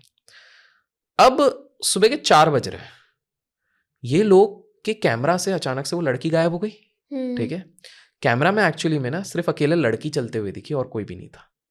अच्छा। जो क्रू मेंबर बुलाने आया था वो तो गाड़ी के अंदर ही बैठा हुआ है। तो 4 बज गए, इनने फटाफट बोला सारे कंटेस्टेंट्स को वापस बुलाओ। एक लड़की पीछे बेहोश पड़ी हुई मिली, दूसरी वाली रो रो के आ गई। ये भांगड़ फोर्ट में ही भांगड़ शूट कर नहीं, ये रहे कुलधारा, अच्छा, ये कुलधारा में ही शूट कर रहे शूट है। ये गेम का कंसेप्ट ही ये था। इसी एपिसोड के बाद बंद कर दिया गया पूरे शो को। बट अभी हाँ, लड़की मिल ही नहीं रही है। 4 बज गए, ढूंढो आसपास, पूरा बैरन लैंड है, कुछ नहीं है। लड़की बेहोश पड़ी मिली 3 किलोमीटर दूर। अरे बाप रे। जाके उससे पूछा गया कि भाई मतलब उसको जब जगाया वगाया तो उसने बोला तुम ही तो आए थे मुझे लेने के लिए, असिस्टेंट, और उसके आगे का मुझे कुछ याद नहीं है। उसने बोला, रणविजय ने बोला ये तो हमारे साथ ही बैठा हुआ था, ये तो कभी इधर गया ही नहीं। गौरव तिवारी सेड फैक्ट, इधर बहुत नेगेटिव एनर्जीज हैं मेरी, क्योंकि गौरव तिवारी जब अपनी रीडिंग लेने गया तो एक होना चाहिए 100%, ये तो 100% के ऊपर जा रहा था। अच्छा।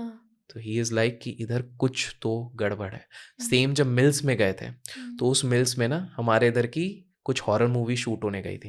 अच्छा। तो एक डायरेक्टर एक्ट्रेस को लेके गया, मैं एक्ट्रेस का नाम भूल जा रहा हूँ, आपको याद है तो बताना। 2007 के आसपास की बात है। शूटिंग चल रही है, मैडम बोली कि यार रुको मैं थोड़ा सा फ्रेश होके आती हूँ। तो जब हॉरर की शूटिंग चल रही है, वैनिटी वैन उधर ही है। सबको लगा वो वैनिटी वैन गए, वैनिटी वैन खोला तो उधर है ही नहीं। आसपास ढूंढे, कहाँ गए कहाँ गए कहाँ गए। बाद में देखा तो उस मिल का जिस एरिया में बोलते हैं सबसे ज़्यादा हॉन्टिंग साइट्स हुए, वो वहीं पर बैठी हुई है। अच्छा। और वो जब बोल रही है तो लड़के की आवाज़ निकल रही है, बहुत मोटे लड़के की आवाज़, आंखें पूरी रेड है। अच्छा। तो उनको बोला मैडम चलो क्या हो गया, सबको लगा मजाक कर रही है, बट जब आईज रेड हो रही हैं और लड़के की आवाज़ हो रही है तो लोग डर गए। उसको जैसे तैसे करके उनने नॉर्मलाइज किया, बाहर बुलाया, पंडित वंडित बुलाया, वो नॉर्मल हुई, वो शूटिंग वहाँ बंद हुई। एक और छोटी बच्ची को उधर लेके गए एक और डायरेक्टर दूसरा शूट करने के लिए, हॉरर मूवी के लिए। उस लड़की के साथ भी सीन यही हुआ जो कुलधारा में हुआ था, लड़की वहाँ से गायब हो गई और बाद में वो एकदम पीछे जाके मिल्स के पीछे मिली, वहाँ पर जाके उसको बोला कि भाई चलो, उससे भी लड़के की आवाज़ आ रही है। तो वहाँ पे उसके बाद से कोई शूट ही नहीं हुआ। आज भी मुंबई के इस मिल में बोलते हैं कि रात को आप जाते हो बहुत ज़्यादा आवाज़ें आती हैं अंदर से, क्योंकि बहुत लोगों की डेथ हो गई थी वहाँ पे। तो गौरव तिवारी यहाँ पे भी गए? गौरव तिवारी यहाँ पर भी थे, इनके केस में था ये चीज़। अच्छा। तो गौरव तिवारी ने ये भी कहा कि भाई ये मुंबई की ये मिल्स जो सिटी के बीच में अबैंडन ऐसे ही नहीं है, यहाँ पर बहुत ब्रूटल डेथ्स हुई हैं, जिसके चक्कर में यहाँ पर कोई भी आता जाता नहीं है। भांगड़ में तो जाके ये खुद रुके थे, बट वहाँ पर उन्होंने स्टेटमेंट दिया यहाँ पर भूत नहीं है, बट बहुत नेगेटिव एनर्जीज हैं जो आपके पूरे वाइब्रेशंस को बहुत लो कर देंगी। बहुत ही ये है। एक केस में उन्होंने बताया था कि काफ़ी डिमोनिक टाइप की एंटिटीज थी जो बहुत ही डेविलिश टाइप थी। उन्होंने बताया था जैसे एक जगह से उनको फ़ोन आया था, एक मैडम का फ़ोन आया था, she was a single mother. तो उन्होंने बोला था कि यार मेरे घर पे बहुत अजीब चीज़ें हो रही हैं। तो जब वो पहली बार आई थी उस घर पे, तो वो मैरिड आई थी उसी घर पे। अब उनके पति की ने मौत हो गई थी और उनके पति का आई थिंक सो सुसाइड हुआ था, उसी घर में उन्होंने सुसाइड कर लिया था। कुछ दिनों बाद उनको ऐसा फील होने लग गया कि उनके हस्बैंड यहीं पर हैं, उनको फीलिंग आने लग गई थी और वो ना उनको घर से बाहर जाने ही नहीं देते थे। अच्छा। हाँ, तो she made a call to Gaurav Tiwari कि भाई आप आओ, इस चीज़ को सॉल्व करो, क्योंकि घर पे अचानक से प्लेटें गिर रही हैं, टेबलें हिल रही हैं, ये सारी चीज़ें हैं। सो गौरव तिवारी ने जैसे तैसे करके, उनने जब अपने ईवीएम मीटर या कुछ बोलते हैं वहाँ पे चेक करा तो कि हाँ वहाँ पे काफ़ी नेगेटिव सिग्नल्स निकले थे। बट गौरव तिवारी का सबसे शॉकिंग केस पता है क्या था? क्या? उनका खुद का केस। 2016 में अचानक से उनकी मौत हो गई। सो सीन ये था, 2016 बढ़िया, आई थिंक जुलाई या अक्टूबर का समय था। आराम से गौरव तिवारी अपने मेल्स पढ़ रहे हैं। मेल्स पॉजिटिव मेल्स हैं। क्यों? क्योंकि उनका एक मैगजीन कवर पे फोटो आने वाला है, which is a very good thing. Congratulations आ रहे हैं, ये चीज आ रहा है। मतलब ये अनटाइमली डेथ थी? हाँ, इसमें ट्विस्ट ये था, he was young? He was 29, 30, 31। अच्छा, 31 होंगे, है ना? नाउ नहीं, 31 से थोड़ा सा ज्यादा होगा, 32, 33। Happy life. अचानक से दिन में बाथरूम जाते हैं नहाने के लिए, निकल नहीं रहे, 2 घंटे बाद दरवाजा तोड़ते हैं फैमिली वाले, he is found death. Dead तो ठीक है, अकेले गए थे नहाने के लिए, गले में इधर एक नीला सा निशान है, एक जैसे किसी ने दबाया है यहाँ से, बट अंदर तो कोई था नहीं। इन्वेस्टिगेशन करने वाले कोई है नहीं। लोगों ने कहा कि यार फाइनेंशियल क्राइसिस थी, इसलिए। ऐसा कुछ फाइनेंशियल क्राइसिस था नहीं। बट गौरव की बीवी ने ये चीज़ बताई कि 2 महीने पहले ये केस पे गए थे और उस केस में एक घर पे गए थे जहाँ पर कि एक नहीं बहुत ज़्यादा डिमोनिक एंटिटीज थी। और गौरव इनकी वाइफ को बार बार बोले, उसके बाद से 2 महीने से बोल रहे हैं कि यार मैंने शायद कुछ गलत पंगे ले लिए, ये लोग मेरे को छोड़ेंगे नहीं, मेरे को छोड़ेंगे नहीं। अच्छा। एंड उसके बाद ये डेथ केस हुआ है। उनकी वाइफ आज भी ये मानती है कि इनकी ये नेचुरल डेथ नहीं थी, उन्होंने कुछ ऐसे नेगेटिव एनर्जीज के साथ अपना ताल्लुक कर दिया है, जिसके चक्कर में ये हुआ था। एक आखिरी एक मैं केस बताता हूँ। बट वो इतनी सारी जगहों पर गए, वहां कुछ नहीं हुआ और इस जगह पर ऐसा हो गया। Exactly, that is what I am saying कि दुनिया में कुछ ऐसी पावर्स हैं, कुछ ऐसी चीजें हैं which is beyond our comprehension. Even in positive side, positive side in the sense, चलो भूत के तो लोग डर गए हों, तो मैं पॉजिटिव, भूत से कौन भगाते हैं, कौन से भगवान भगाते हैं आप बताओ? एक भगवान है, हनुमान जी का। एक मैं सिंपल सा किस्सा बताता हूँ कि दिस इज वेरी इंटरेस्टिंग, क्योंकि अभी मैं हाल फिलहाल नीम करोली बाबा की इधर से आया हूँ, तो एक दूसरा किस्सा बताता हूँ, बहुत कम लोगों को पता होगा। तो आज से कुछ साल पहले, अ फ्यू 30, 40, 50 ईयर्स बैक, एक जमींदार थे। तो जमींदार के इधर जो ये चराते हैं ना अपना गोट शीप्स, तो वो चलते चलते उनके उसमें घुस गए, खेतों में घुस गए। जमींदार गुस्से में, भाई साहब ऐसे कैसे आप हमारे इधर घुस गए हो, आप निकलो। ऐसा तो तू मैं चल रही थी, तो बातों बातों में, मतलब तू मैं से बातें ही शुरू हो गई। तो फ्लो में ये पता चल गया, जो चरवाहा था उसको ये पता लग गया कि इनका ना बेटा नहीं हो रहा, शादी बहुत टाइम से हो गई, इनका बेटा नहीं हो रहा। चरवाहे ने बोला कि एक सोल्यूशन है। बोले क्या? बोले हनुमान जी का एक इधर मंदिर है, आप जाओ उधर प्रार्थना करो, आपका बेटा हो जाएगा, बेटा बेटी जो भी चाहिए आपका हो जाएगा। तो उनने सब कुछ ट्राई किया हुआ है। बोले ये ट्राई कर लेते हैं, हनुमान मंदिर जाते हैं, उधर बोलते हैं कि हनुमान जी अगर हमारा बच्चा 1 साल में हो गया तो मेरे को कोई इच्छा नहीं, मैं बच्चा आपकी सेवा में छोड़ के चले जाऊंगा। मतलब he was so desperate in this. साल भर बाद बच्चा हो गया। अच्छा, ठीक है। बट क्या होता है, माँ बाप का प्यार आपको तो पता ही है।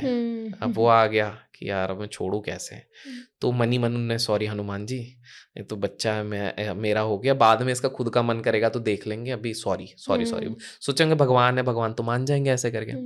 बच्चा बड़ा बड़ा इंटेलिजेंट, छोटी सी उम्र से पूरा रामायण बोलना शुरू हो गया, सब कुछ अच्छे से बोल रहा है, सब कुछ प्यारे तरीके से बोल रहा है, इतना अच्छा बोलने लग गया कि जब वो अपने एडोलसेंट स्टेज के ऊपर गया, उसको पूरी रामायण आती थी, वो गा गा के सुनाता था रामायण, तो सबको बड़ा अच्छा लगता था। बिरलास उस टाइम पे दे वर वेरी श्रद्धालु, तो बिरलास और राम जी को भी बहुत मानते थे उस टाइम पे, और रिचेस्ट उस समय के इंडस्ट्रियलिस्ट थे। तो बिरलास ने एक अखबार में ये निकाला कि भाई हमको चाहिए, हमारा एक फंक्शन है, उसमें हमको चाहिए कि कोई एक बढ़िया रामायण सुनाए। तो जब इन्होंने अपने बच्चे को भेजा कि भाई इंडस्ट्रियलिस्ट के साथ रहेगा, पैसा भी आएगा, सैलरी भी हो जाएगी, लाइफ सेटल हो जाएगी, तुम जाओ, तो ये बस लेके गया, उधर गया, तो उधर देख रहे हैं कि बिरला जी देख रहे हैं, और सामने से मजा नहीं आया, ए रामायण तुम्हारा मजा नहीं, महाभारत मजा नहीं आया। तो इनको उनके सेक्रेटरी ने बोला लेकिन ये बंदा आया है, आप इनको सुनो, मजा आ जाएगा। एक बार में मुग्ध हो गए, अरे यार क्या सुना है, सैलरी पे रख लिया, सब कुछ सेट, रहने का व्यवस्था हो गया, खाने पीने का व्यवस्था होगा, घर पे पैसे देने की व्यवस्था, सब कुछ सेट। बहुत कम लोगों को पता है कि उस समय पे बिरलास के गुरु थे नीम करोली बाबा। अच्छा। तो नीम करोली बाबा एक बार आए, बिरलास ने बोला सेवा का मौका दीजिए, तो नीम करोली बाबा को इनने बताया कि हमने एक पर्सनल रखा है, वो हमारे हर पार्टीज में, प्लस हमको रोज हमारे घर पे यही करते हैं कीर्तन, आप सुनोगे? तो इम्प्रेस हो गए। नीम करोली बाबा बोले मैं मिलूंगा, बट एक कमरे में अकेले मिलूंगा। उस कमरे में जाते हैं, उसको भी बोलते हैं, वो भी कि भाई बड़े सिद्ध पुरुष आ रहे हैं, जाते बोलते हैं तेरा बाप पापी है, उसने झूठ बोला है हनुमान जी से, तू पहले जाके उनसे बात कर। ये शॉक्ड, क्योंकि उस बंदे ने ना अपनी बीवी तक को ये वाली बात बताई है, किसी को नहीं बताई है कि मैंने हनुमान जी से क्या प्रॉमिस किया है। तो वो ऑफेंड हो जाता है, मेरे पापा को आपने ऐसे कैसे बोल दिया, पापा पापा एनिमल वाला टाइप। तो फिर ये बोला कि नीम करोली बाबा जी बोले कि नहीं, अब जाके पूछ के आओ। इसने बोला ठीक है, अगर उन्होंने बोला तो मैं पूरा जीवन आपकी सेवा में लगाऊंगा। बोले तो ठीक है, वो तुम्हारा भाई है कमिटमेंट। गया, पापा से पूछा, पापा ने पहले ही बोला कि भाई वो हनुमान जी हैं। बोले कैसे? बोले क्योंकि ये बात तो मैंने हनुमान जी के अलावा किसी को बोली नहीं है, तो वाइफ तो तुम्हारी मम्मी तक को नहीं पता। तो बोले पापा ये सच है? बोले हाँ। तब से वो जाके उनकी सेवा में लग गया। फिर सेवा में लगते वक्त नीम करोली बाबा ने अब एक चीज बोली, उन्होंने बोला एक काम करो, एक मंदिर है, अब लोग गेस करेंगे कौन सा मंदिर है, ठीक है, इतनी ज्यादा बड़ी हिंट दी है, उस मंदिर में तुम अब गरीबों को, अच्छा तुम पहले जॉब छोड़ोगे बिरला से, पैसा नहीं आएगा, लेकिन तुम रोज जितने लोग आए, 1000 लोग आए, 2000 लोग आए, सबको आप भोजन खिलाओगे जो प्रसादम रहता है। ये बोले अरे ये कैसे होगा, पैसे भी नहीं होंगे, प्रसादम भी खिलाना है। बोले मैंने बोला हो जाएगा, हो जाएगा। आज भी लोगों को नहीं पता उस मंदिर में ना डोनेशन आता ना चैरिटी आता, लेकिन रोज लोगों को वहां पे खाने मिलता है। अच्छा। तो आप सोचो, तो अब मैं ये पार्ट दिखा रहा हूं कि there are so many interesting aspects to the entire horizon. मतलब नीम करोली बाबा के तो बहुत किस्से ऐसे, बहुत सारे, अगर आप गिनाने चाहोगे तो मतलब वो थर्ड पार्ट में अपन कर लेंगे, क्योंकि बहुत सारे ऐसे किस्से हैं। तो yes, there are positives, there are negatives, there are good positives, there are good negatives. आज तक कभी लोग ये नहीं सोच पाते भाई कैलाश क्यों नहीं चढ़ पाते हैं। कैलाश तो चाइना वालों ने एक तो हड़प लिया है, नेहरू जी ने अपना गेम कर दिया था।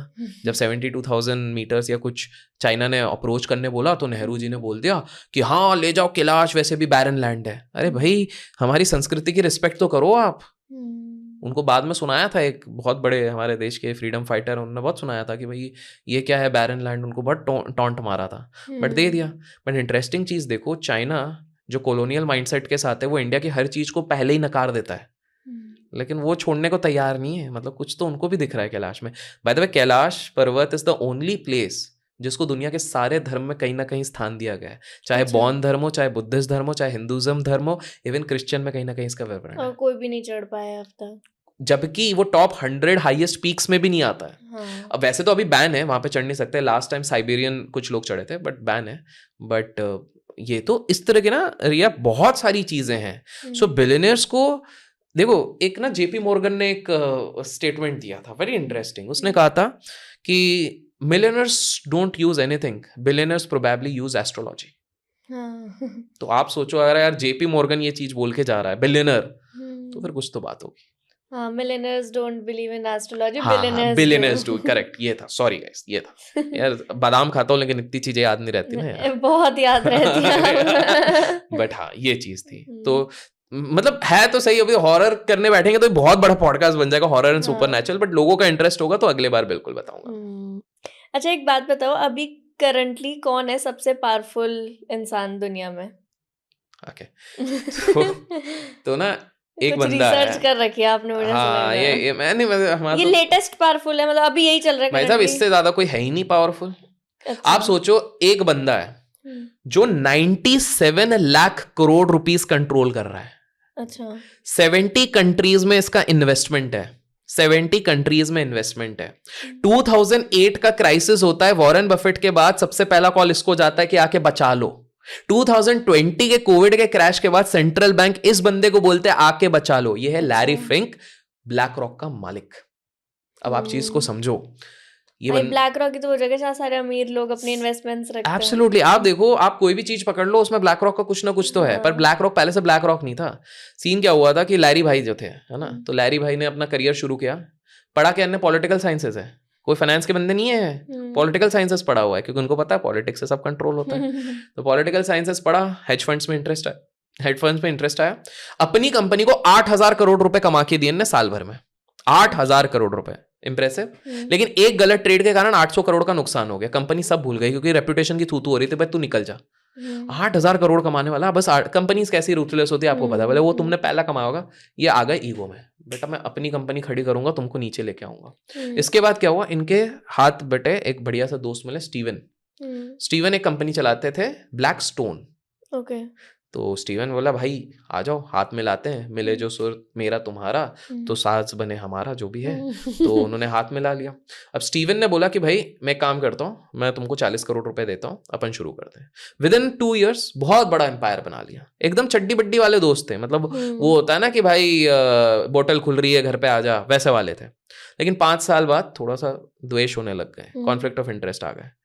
तो स्टीवन ने बोल दिया एक दिन जोश में, निकल जा तू मेरे नजरों के सामने से। तो बोले निकल जाता हूँ। तो वो निकल के ब्लैक स्टोन की जगह इन्होंने अपना बना लिया ब्लैक रॉक। Black rock. फिर ब्लैक रॉक इतना बड़ा बनाया, इतना बड़ा बनाया, इतना बड़ा। आज लैरी, आप सोचो, आपको पता है 2008 का जो क्राइसिस आया था उसमें भी इनका हाथ था, और 2008 के क्राइसिस को बचाने में भी इनका हाथ था। अच्छा। 2008 में लेमन ब्रदर क्राइसिस बोलते हैं, एक्चुअली में एक इंस्ट्रूमेंट था, कोलैटरलाइज्ड डेट इंस्ट्रूमेंट्स बोलते हैं। मतलब सारे जो लोन्स होते थे उनको मिक्स करके एक बैग बनाया जाता था और दे दिया जाता था लोगों को। तो उसमें कैसा होता, अच्छे लोन, बुरे लोन, सारे लोन्स को मिक्स करके वो उसको एसेट बना दिया जाता। उसका आइडिया लैरी ने निकाला था। अच्छा। और 2008 में जब क्राइसिस हुआ तो सेंट्रल गवर्नमेंट बैठी, सारे एक क्लोज कैबिन के अंदर सारे बड़े बड़े बिजनेसमैन को बिठाया। लैरी डिसाइड कर रहा था, भाई लैरी तुम बताओ क्या करना है। अच्छा, इसको 10,000 करोड़ दे दो, इसको 2,000 करोड़ दे दो, 3,000 करोड़ इसको दो, इसको मरने दो। और ये सारी कौन सी कंपनी थी, लैरी कैसे डिसाइड कर रहा था, जहां जहां जितनी जितनी उनकी इन्वेस्टमेंट थी ना, उन कंपनीज को बचा रहे थे। अच्छा। और सेंट्रल बैंक उनके सुन रही थी। 2020 में जब पूरा मार्केट क्रैश हो गया तो ये व्यक्ति जो 97 लाख करोड़ रुपीस कंट्रोल कर रहा है, उसको अप्रोच किया सेंट्रल बैंक्स ने, भाई बताओ अब क्या करना है, इसको बचाओ, इसको बचाओ, इधर पैसा डालो, इधर पैसा डालो, इसको मरने दो। तो आप सोचो कितना कंट्रोलिंग पावर है। और ये हमारे देश में एक बहुत बड़े उद्योगपति के साथ टाई अप कर रहे हैं। कौन सा है, कमेंट्स में बताओ, कौन सी कंपनी म्यूचुअल फंड्स में आ रहे हैं। अच्छा। हमारे देश में। और ये म्यूचुअल फंड्स में भी उस बड़े व्यक्ति का ही मेन एसेट्स को देखने वाले हैं एक्चुअली में। अच्छा। पूरा। तो ये लैरी भाई हैं, पार्टीज में कम दिखते हैं, लेकिन एक शादी अभी हुई थी उसमें दिखे थे। ठीक है। अच्छा। तो वैसे हिंट मैंने बहुत बड़ी दे दी है। तो इस तरह से तो अभी का सबसे पावरफुल इंसान यही है। और इंडिया में? इंडिया में तो यार मैं हमेशा एक ही चीज कहूंगा, पूरे इंडिया को 3 A चला रहे हैं। अच्छा। और वो 3 A कौन से हैं वो मैं नाम नहीं लूंगा, वरना हो सकता है अगले पार्ट तक में और रिया ना रहे। इनमें से हिंट है कि दो बिजनेसमैन है, एक पॉलिटिशियन है। अच्छा। आपको लगा था M बोलूंगा, नहीं, 3 A है। तो 2 A तो आप समझ गए होगे, बिजनेस वाले। हाँ, हाँ, अब तीसरा A भी आप समझ ही जाओ। ठीक है। अच्छा, आप मुझे ये बताओ, इल्यूमिनाटी में नए क्या अपडेट्स हैं?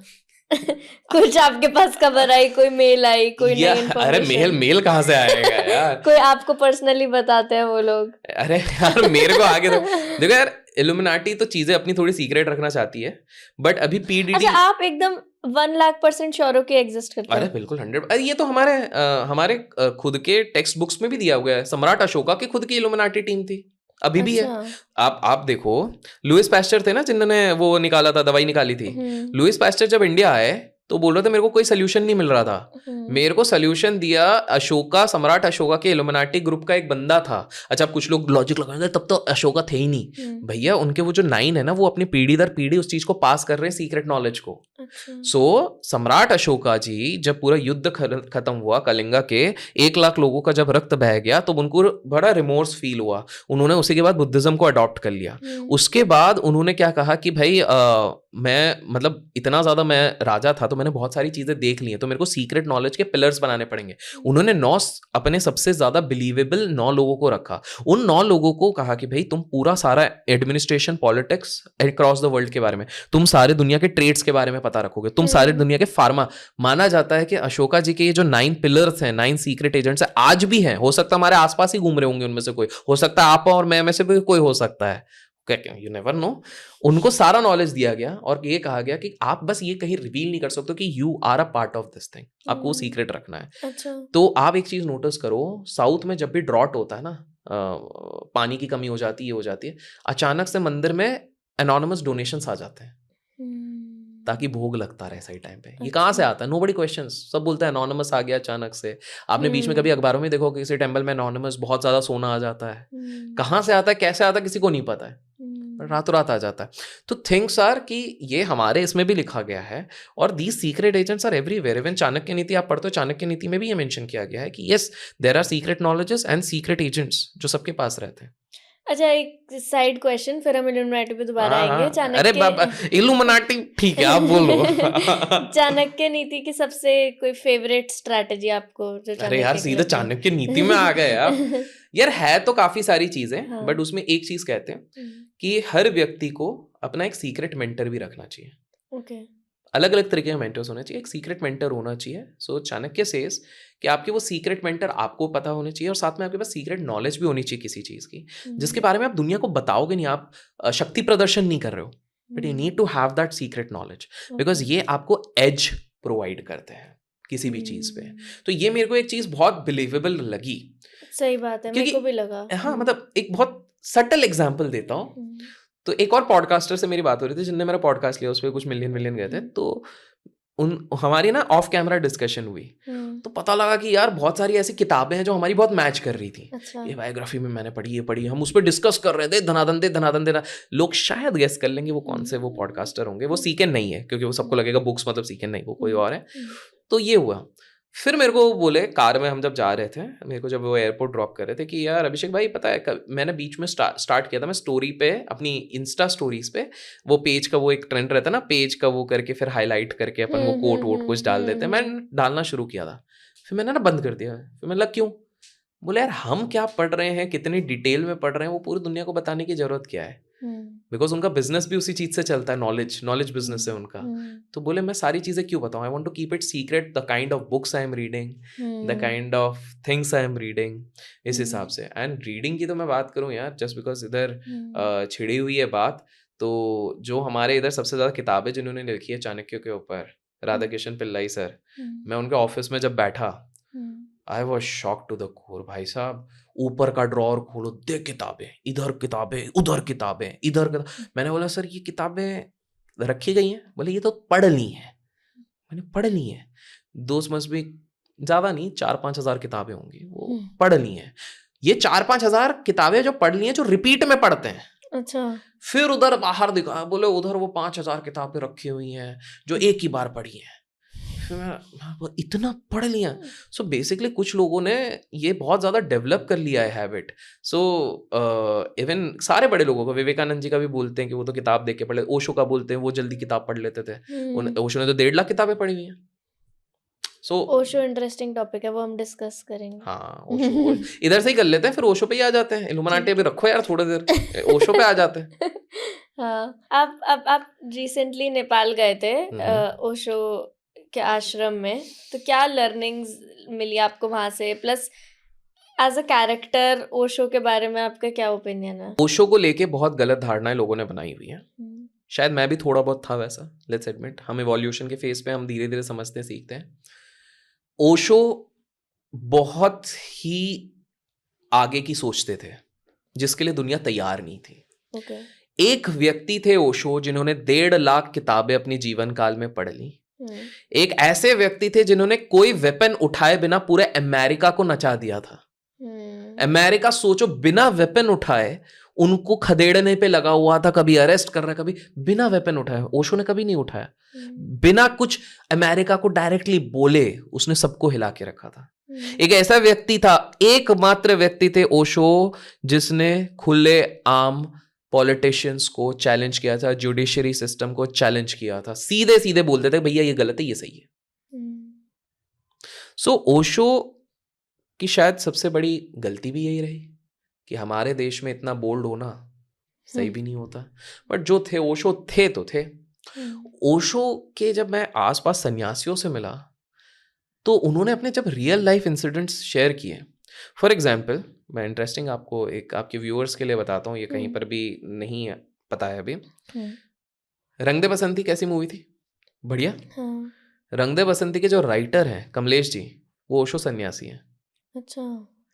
उन्होंने वो संजय दत्त की खलनायक भी लिखी है, सारे बड़े बड़े के राइटर्स हैं। मैं उनसे जब मिला, क्योंकि उनने ये पब्लिक डोमेन में स्टोरी बताई हुई है तो मुझे कोई क्वाम्स नहीं है बताने से।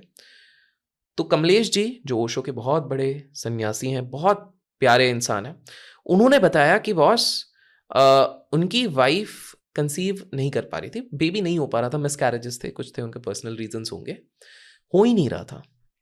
ओशो के पास गए, ओशो ने उन्हें कहा XYZ पीरियड तक, आई डोंट रिमेंबर 2 या 5 साल तक आप ये वाला मेडिटेशन करो, then you will have a kid. उसके बाद किड हो गया। अच्छा। तो where science failed this proved right.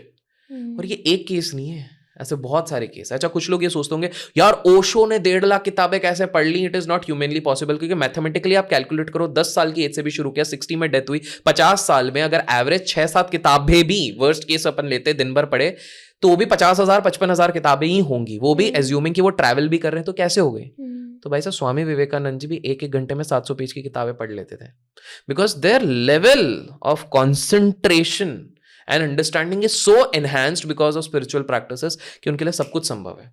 और कमलेश जी ने मुझे बताया था, जब मैं बोला कि अरे नहीं 5 तो झूठ बोला है, 12-15 तो मेरे सामने पढ़ते हुए देखे मैंने, एक दिन में 12 to 15 किताबें।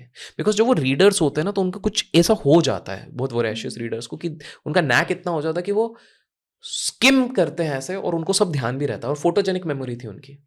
वो उनके, आप सोचो ओशो ने आज तक कोई किताब नहीं लिखी है बाय द वे। ओशो के बारे में बस मैं एक चीज ये कहना चाहूंगा कि